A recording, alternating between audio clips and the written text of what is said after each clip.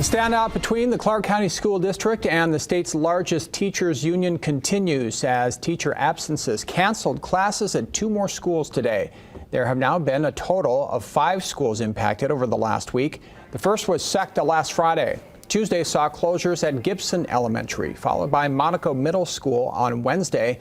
Then today, Givens Elementary and Sewell Elementary turned students away due to a staffing shortage. In a story you will see only on Fox 5, we are hearing from a teacher who says these sick days are no coincidence. She says teachers at her school have been planning one of their own in group chats independent of CCEA, the teachers union that represents many CCSD teachers.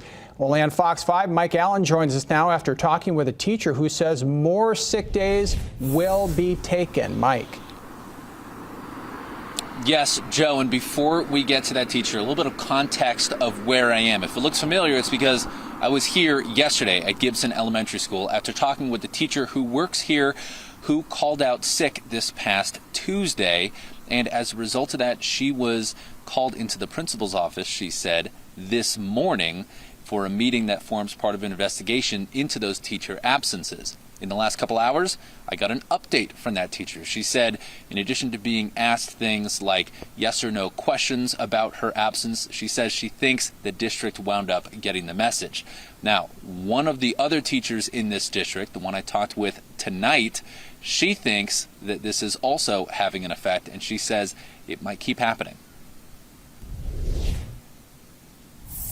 Some of us feel that the only way to get through to Dr. Jara and his trustees is that if instruction is interrupted, and that's unfortunate. A teacher who spoke with me Friday on the condition of anonymity says these sick days are being coordinated to get the attention of the district as a bitter fight over a new contract continues. Gain some kind of positive change, there's got to be some sacrifices in order for that change to happen. Some local parents say that sacrifice is affecting them and their children, like one parent of an autistic son whose classes were canceled Friday.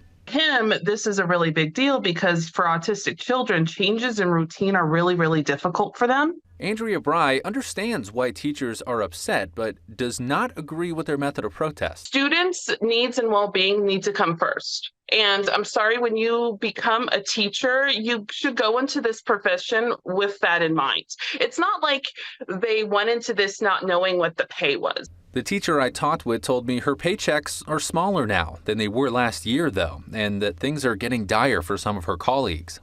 And they sell their plasma. They're Uber drivers after work.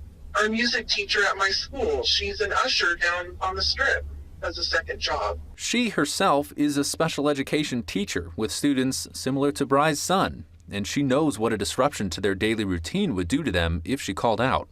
Even though I want to participate, and I probably will, the first and foremost thing that I think of is my students. If I were to do that, I would probably give my students a heads up, to get them prepared. The teacher says this protest won't be successful without the support of parents like Bry and asks for their support during this already tumultuous school year. Ride the wave with us, be patient, and do what you can to help support us because we're the ones supporting your students.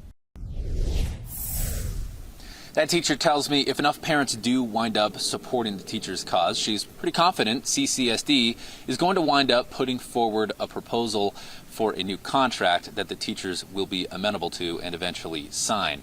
Now, I did reach out to CCSD about this issue. They said they do not comment on personnel issues. Reporting live tonight from Gibson Elementary School in Henderson, Mike Allen, Fox 5 News, local Las Vegas.